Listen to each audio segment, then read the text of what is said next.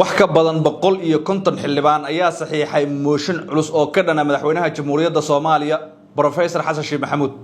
baarlamaanka Soomaaliya hadii uu dib u furmo waxa dhici doono wax aan la filayn xildhibaano laga jiray lacag min 2,000 oo doolarka Mareykanka ah oo ah kuwii ansixiyay dastuurkii wax ka bedelka lagu sameeyay oo dawladdu ay lacag siin jirtay ayaa markii dastuurkii ay u codeeyeen ee la ansixiyay laga goostay lacag kirada looga bixin jiray oo 2,000 oo doolar midkiiba la siin jiray sida wararku ay leeyihiin xildhibaanadaas iyo kuwa kale oo horey mucaarad u ah oo la magac bahay xildhibaanada xorta ah ama baarlamaanka xorta ah ayaa saxiixay mooshin xilka looga ridayo madaxweyne Xasan Maxamuud xitaa gudoomiye Aadan Madoobe way la dagayaan hadii ay awood u yeelan waayeen Xasan Sheikh xilka qaadaan aadan xitaa ma cafinayaan haddaba baarlamaanka Soomaaliya marka ugu horeysay oo furmo maxaa dhacaya yeesiin xildhibaanadan saxiixay mooshinka tiradooda waa imisa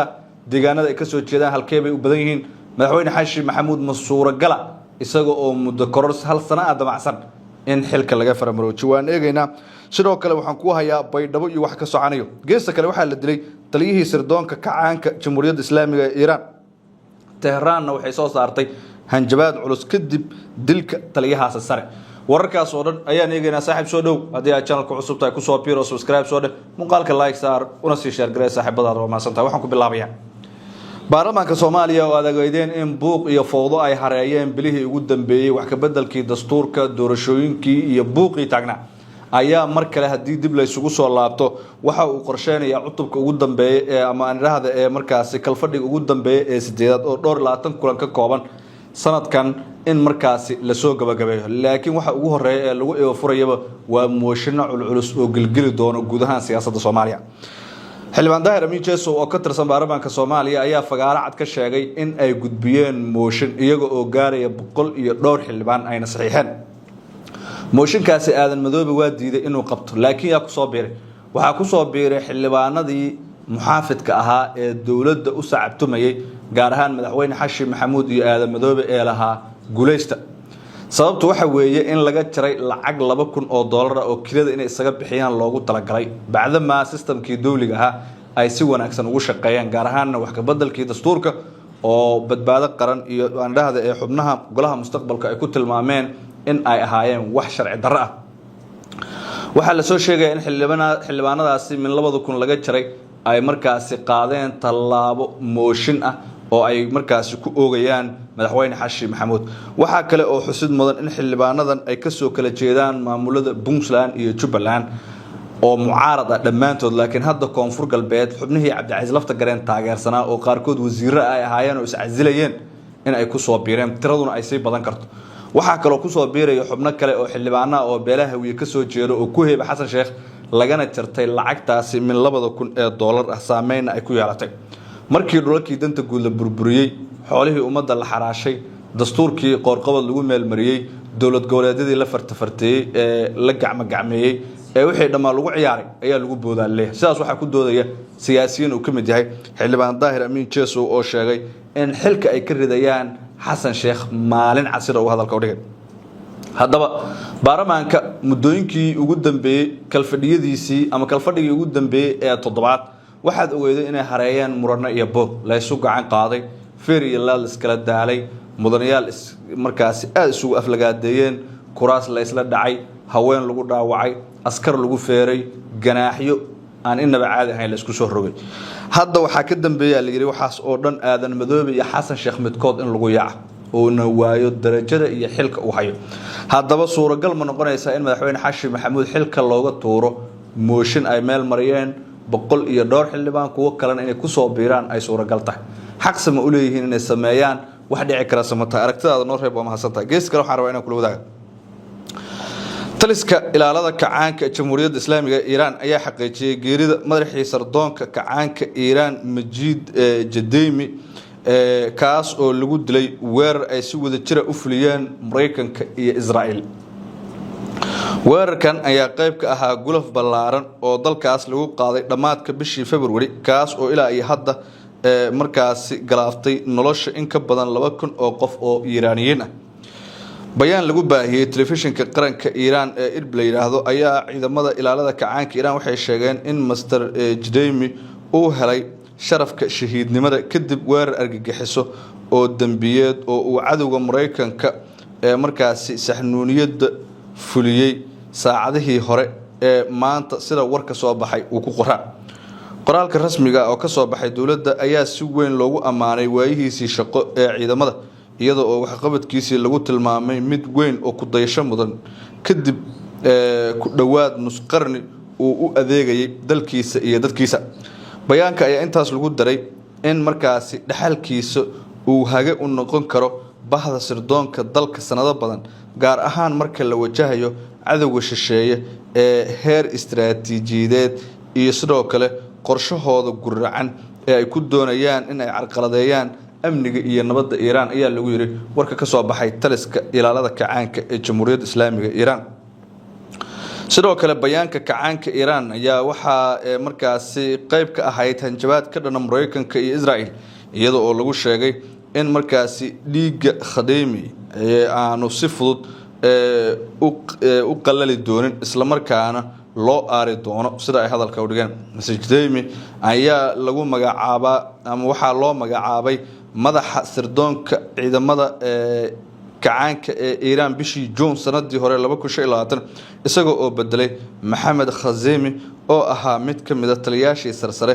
ee militariga ee lagu dilay dagaalkii 12 maalmood qaatay ee Mareykanka iyo Israa'iil ay ku qaadeen Iiraan xagaagii hore sida lagu sheegay xogtii ugu dambeysay ee xukuumadda Tehran gulufka ayaa ilaa hadda sababay dhimashada 276 qof oo ay ku jiraan 216 caruur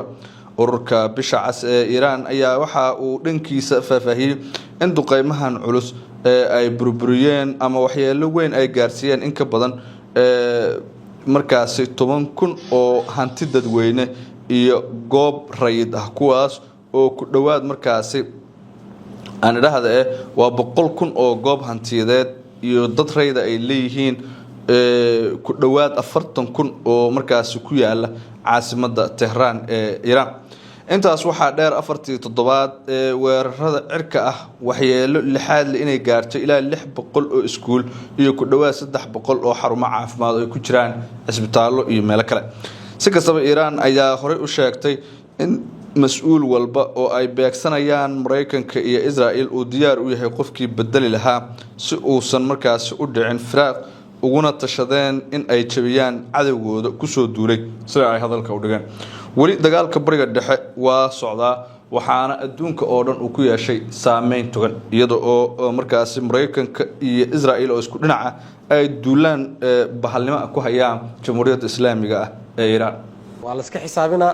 wixii dhacay magaalada markii la soo galay kadib dad beegsaday ama dad dilay igoo hantidooda inay qaataan rabaan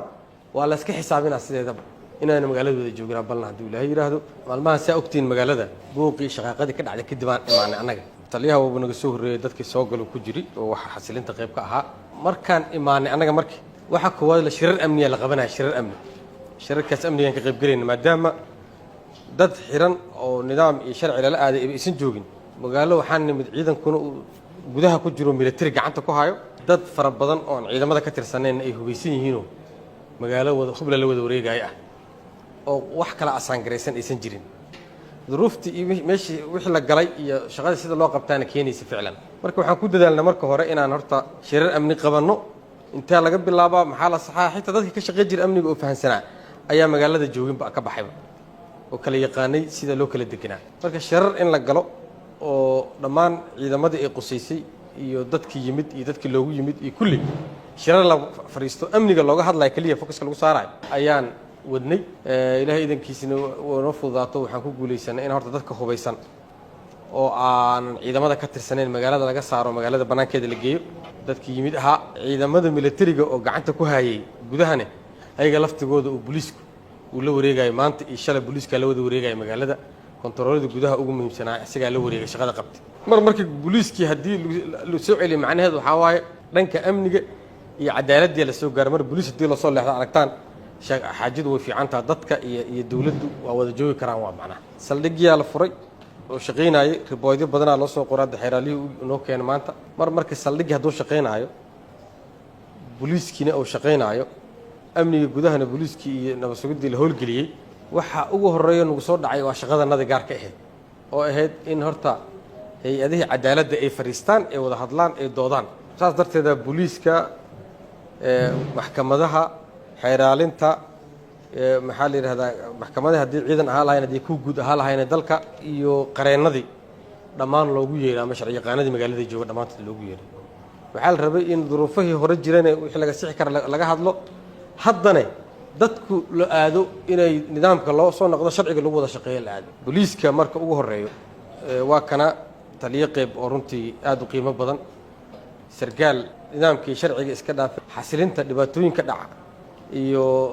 duruufaha dagaalada markay dhacaan kusoo takhasusay sida dadka loo wada hadalsiiyo loo xasiliyo magaalooyin rabshado ka dhaceen ee dowladdu idin keentay waa ku kalsoonnahay inuu wax badan idinla qabanayo oo hore loo soconayo dadka waxaan rabnaa marka inay ogaadaan marka hore dadka magaalada jooga hadda wixii ka dambeeya dacwa furan qofka wax tabanaya ama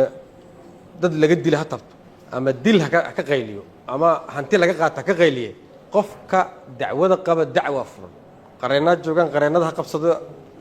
dacwo ha furaan haddii dacwadu mid madanay tahay haddii kalena xeeraalinta ha ka dacwoodo haddii ciidan tahay iyo haddii ay midda guud stateka ay tahay ha u dacwoodo saas ha ku socoto sheekada in xoog wax lagu kala qaato iyo in dagaal wax lagu kala qaato xaajadeeda waxaan rabnaa shirkan kadib inaysan ay dhicin dadkuna ogaadaan dadkana la xago traafikadii meesha fadhido magaaladii xataa in laga dareemo traafikadaada inaad dharkaaga cadfirimbigaaga hor u qaato magaalada istaagtaa waa shaqadii traafikada hor loo gala ay socotaa arrinta marka garsoorka meeshaan ka shaqaynaya guddoomiyihii maxkamadda sare statekaa joogo xeeralihii guudaa joogo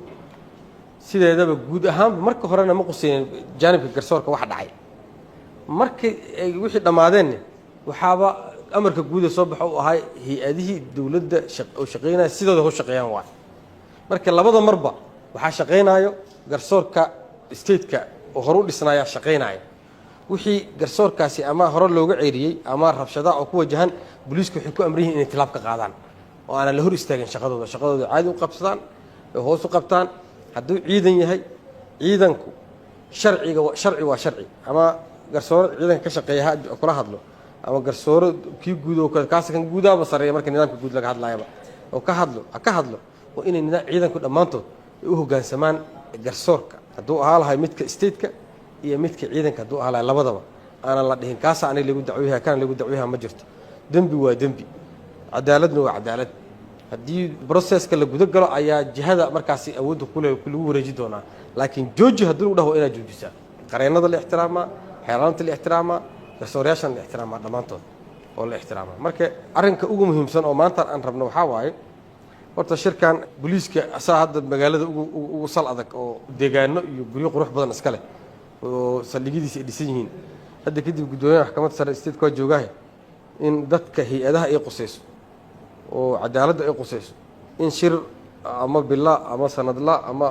lix bila laysku qabto oo laiswareysto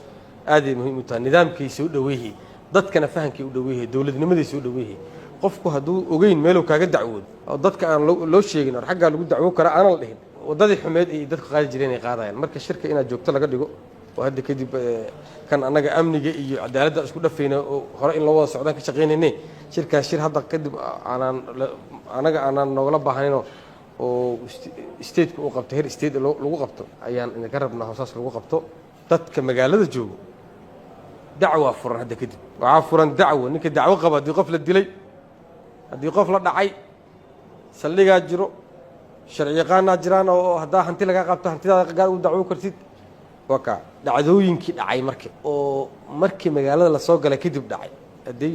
dil la geystay yihiin hadda galal ay noo soo gudbiyeen booliiskaa jiro waa mahadsan yihiin kuwa kale oo dhimanna ha lasoo gudbiyo haddii dil la geysta tahay iyo haddii hanti la dhacay geysta tahay garsoorka waa kanaa waa guud haddii uu garsoorka stateka uu quseeyana ha loo geeyo hadduu kuwa ciidamada quseeyo ciidamo geystaanna ha loo geeyo oo saas lagu wado waa la iska xisaabinaa wixii dhacay magaalada markii lasoo galay kadib dad beegsaday ama